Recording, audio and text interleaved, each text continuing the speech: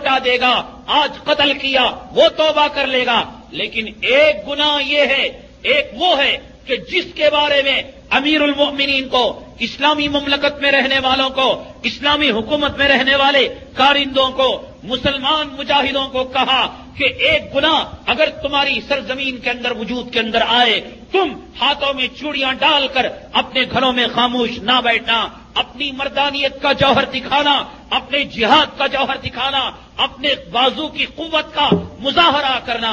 وہ کون سا گناہ ہے؟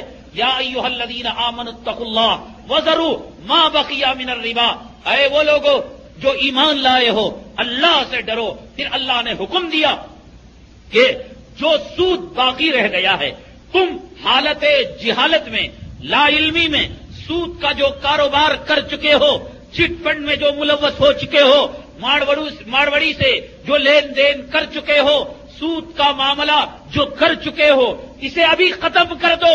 جب اللہ کا حکم تمہارے سامنے آئے، زنا کے بارے میں آگے پیچھے سوچنا، داڑھی کے بارے میں آگے پیچھے سوچنا، قتل کے بارے میں ارادوں میں یہ بات لاؤ، ہم اس کو ختم کر ڈالیں گے۔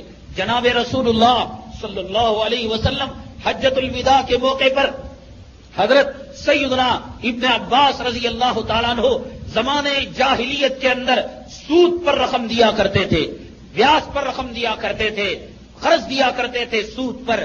رسول کریم صلی اللہ علیہ وسلم اونٹنی پر بیٹھ کر فرمایا، وَرِبَ الْجَاهِلِيَّةِ، جاہلیت کا جو سود ہے میں اپنے قدموں کے تلے داب نیچے لا کر اسے ختم کر دیتا ہوں۔ اور لوگوں یہ نہ سمجھنا کہ اگر مسلمانوں کا سود کسی اور پر ہے یا کسی اور کا سود مسلمانوں پر ہے تو ہم حقوق کو دبا رہے ہیں۔ فرمایا میں سب سے پہلے اپنے چچا حضرت عباس کے سود کو ختم کرتا ہوں، آئندہ ان سے جو آدمی نے معاملہ کیا ہے حضرت عباس کو سود دینے کی ضرورت نہیں ہے۔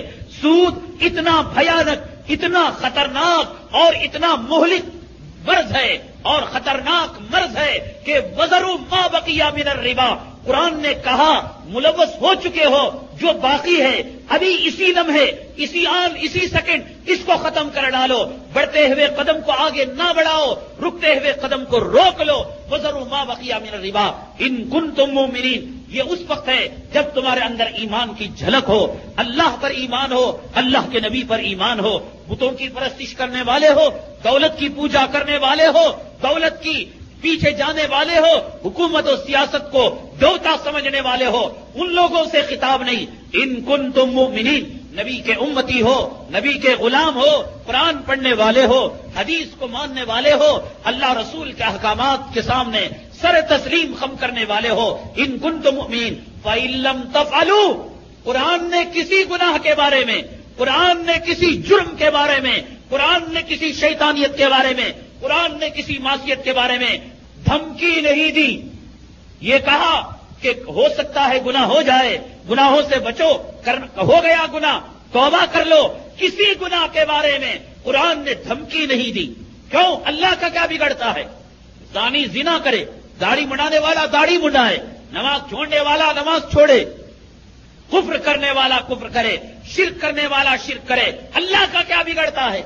بھئی استاد نے کہا بچے تو صحیح پڑھ لے، ہوم ورک کر کے لیا، سبق یاد کر لے، نہ ہوم ورک کرتا ہے نہ سبق یاد کرتا ہے، استاد کا کیا بگڑتا ہے؟ اسے پیمنٹ ملتی ہے، خطیب کہتا ہے نماز پڑھ لو، داڑھی رکھ لو، سود سے بچ جاؤ، جھوٹ سے بچ جاؤ، مقتدی نہیں مانتا، خطیب کو اس کا پیمنٹ ملتا ہے، خطیب کا کیا بگڑتا ہے؟ جب خطیب کا نہیں بگڑ رہا ہے، ماں باپ کا نہیں بگڑ رہا ہے، پیر و مرشد کا نہیں بگڑ رہا ہے، استاد اور ٹیچر کا نہیں بگڑ رہا ہے، اللہ کا کیا بگڑے گا؟ یا معشر الجن والانس ان استطعتم ان تنفذوا من اقطار السماوات والارض فانفذوا لا تنفذون الا بسلطان۔ پورے انسان، پورے جنات، پورے شیاطین، پوری مخلوق مل کر اسٹرائک کرو اللہ کے خلاف۔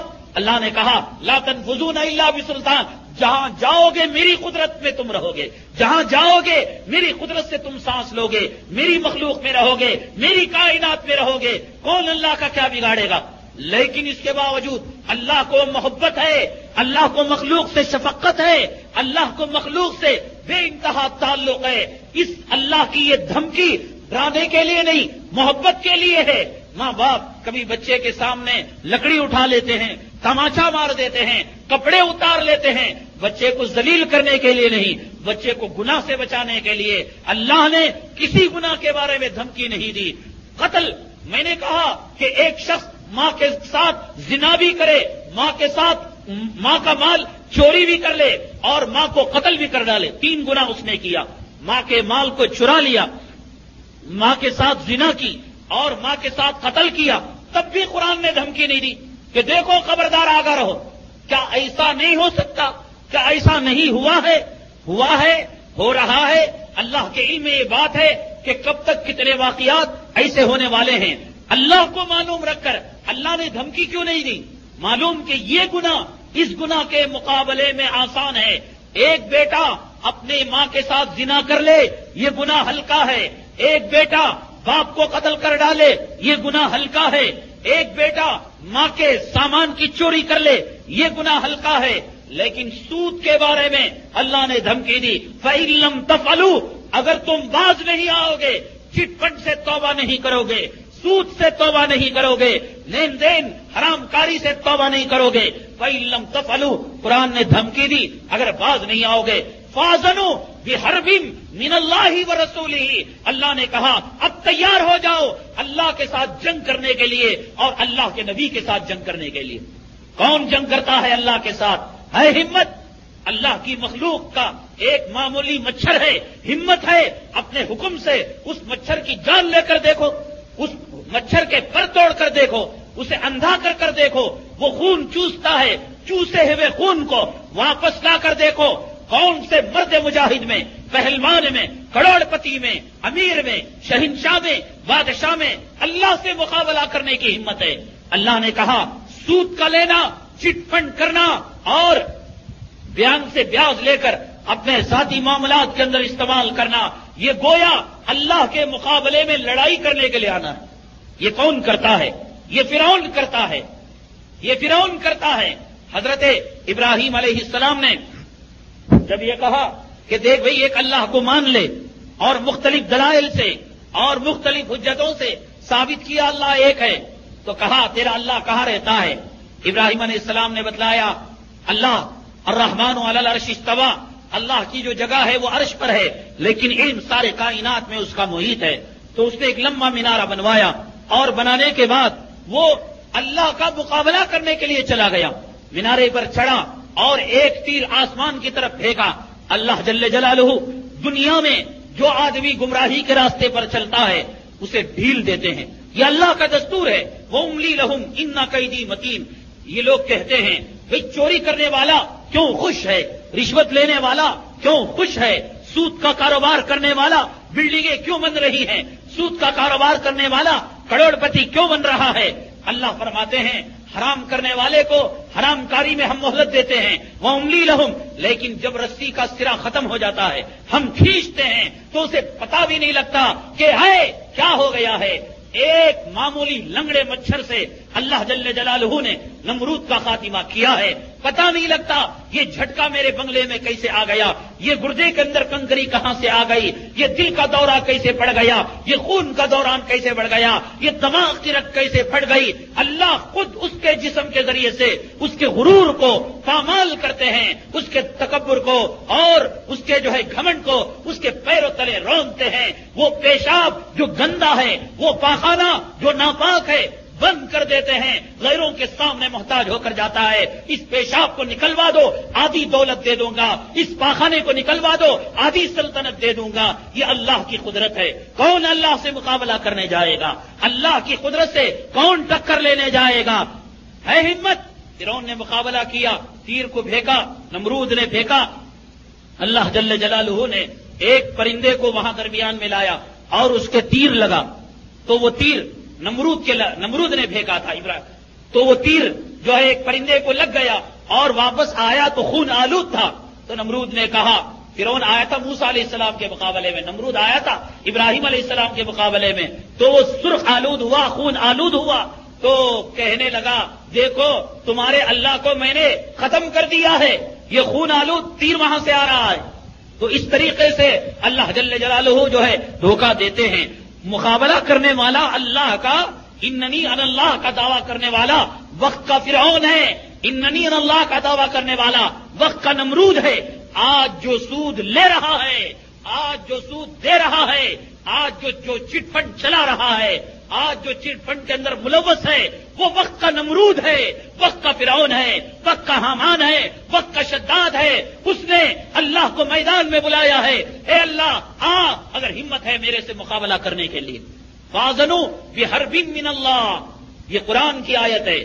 یہ دیوبندی بریلی کا مسئلہ نہیں، یہ جماعت اسلامی تبلیغی کا مسئلہ نہیں، یہ فاتحہ درود کا مسئلہ نہیں. یہ وہ مسئلہ ہے جسے اللہ جل جلالہ نے سورہ بقرہ کے 2 رکوعوں کے اندر، اللہ کو کتنی محبت ہے اپنے مخلوق سے، ایک مرتبہ ایک جگہ ایک ذرا سے ٹکڑے میں کہہ دیتے لوگوں سود سے بچو، تو مخلوق کو بچنا ضروری تھا. 2 رکوع کلام پاک کی جو سب سے بڑی آیت ہے سورہ بقرہ کی آخری رکوعات میں سے اللہ جل جلالہ نے 2 رکوع مستقل سود کے احکامات سے، پیار سے، محبت سے، شفقت سے سمجھا رہے ہیں. یمحق اللہ الربا ویربی الصدقات. میرے بندے، میرے نبی کے ماننے والے، میرے رسول کے ماننے والے، میرا قرآن پڑھنے والے، میرے راستے پر چلنے والے، ایمان کے کلمے کا دعویٰ کرنے والے، مان لے میری بات کہ صدقہ کرنے سے مال بڑھتا ہے. تجھے یہ سمجھ میں آتا ہے جیب میں 100 روپیہ ہیں اور 10 روپے تو نے نکال دیے، گھٹ کر 90 روپے ہو گئے. نہیں، میری بات کو مان. یہ ایمان بالغیب ہے. اللہ کو نہیں دیکھا، تو کہتا ہے اشہد ان لا الہ الا اللہ، میں اللہ کی گواہی دیتا ہوں. نبی کو نہیں دیکھا، نبی کی گواہی دیتا ہے. آخرت کو نہیں دیکھا، آخرت کی گواہی دیتا ہے. جنت کو نہیں دیکھا، جنت کو مانتا ہے. لاڈلے بندے، محبوب بندے، جس طریقے سے اندیکھی چیزوں پر تیرا ایمان ہے، یہ بھی اندیکھی چیز ہے. مان لے یہ تیرے آنکھوں کا دھوکہ ہے. زکات دینے سے روپیہ کم ہوتا ہے، صدقہ دینے سے پیسہ کم ہوتا ہے، خیرات کرنے سے پیسہ کم ہوتا ہے. اور میری باتوں پر یقین کر، جب تو نے آخرت کو دیکھا نہیں، آخرت کو مان لیا، جنت کو دیکھا نہیں، جنت کو مان لیا، فرشتوں کو دیکھا نہیں، فرشتوں کو مان لیا، عذاب کو دیکھا نہیں، عذاب کو مان لیا، رحمت کو دیکھا نہیں، رحمت کو مان لیا. میرے بندے اس کو بھی مان لے کہ اگر تیرا روپیہ تیرے جیب سے جاتا ہے، مساجد میں، مدارس میں، بیواؤں میں، مسکینوں میں، تجھے نظر یہ آتا ہے روپیہ کم ہوا، اور سود میں نظر یہ آتا ہے 100 روپے دیا، 100 کو 15 روپے لگ کر آئے، 1000 روپے دیا، 150 روپے لگ کر آئے. تجھے سود میں پیسہ لگنا نظر آتا ہے، صدقے میں پیسہ گھٹنا نظر آتا ہے. اندیکھی چیزوں پر تو ایمان لانے والے، ایک چھوٹی سی بات پر تو ایمان لیا. وہ کیا ہے بات؟ یمحق اللہ الربا ویربی الصدقات. تجھے دکھتا ہے گھٹتا ہوا، لیکن بات یہ ہے کہ صدقات میں، خیرات میں ہم تیرے مال کو بڑھا دیتے ہیں. توحید-سنت.com. تیرے جیب گھٹی ہوئی نظر آتی ہے، لیکن تو نے قیامت کو دیکھا نہیں، مان لیا. کسے بھی دیکھا نہیں، تو مان لے کہ تیرے کم روپیوں میں، 100 روپیوں میں 1000 روپے کی برکت دے دیں گے. اور 1000 پر جو 100 روپے لگ کر آئے، ان 1100 روپے میں ہم گھٹا کر 300 روپے کی برکت دے دیں گے اور نحوست اس کے اندر لے آئیں گے. یمحق اللہ الربا ویربی الصدقات. پیار سے، محبت سے، شفقت سے اپنے ایمان کا، تقوی کا حوالہ دے کر اللہ نے کہا یمحق اللہ الربا ویربی الصدقات. 2 رکوع اللہ نے امت کے لیے دے دیے، یہ سبق دینے کے لیے سود سے بچ جاؤ، حرام کاری سے بچ جاؤ، انٹرسٹ سے بچ جاؤ، بینک کے اندر ملوث ہونے سے بچ جاؤ.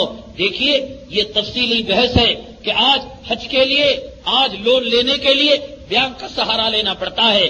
گھر میں روپیہ رکھیں، پیسہ رکھیں، چوری ہونے کا اندیشہ ہے. شریعت اتنی تنگ بھی نہیں ہے، شریعت اتنی مصیبت ڈالنے والی بھی نہیں ہے. یرید اللہ بکم اليسر ولا یرید بکم العسر. اللہ نے خود کلام پاک میں کہا ہے جب تمہاری ماں تم سے آسانی چاہتی ہے، جب تمہاری خواتین و حضرات، ایمان اور روح کی تازگی کے لیے ہمارے یہاں تشریف لائیے. ہمارا پتہ مینار الیکٹرانکس پاور ہاؤس کے سامنے، Kalyan road, Bhiwandi, Maharashtra, India. Mobile number 9823250416 9823250416. Proprietor Mohammad Yaqub Khan Azmi.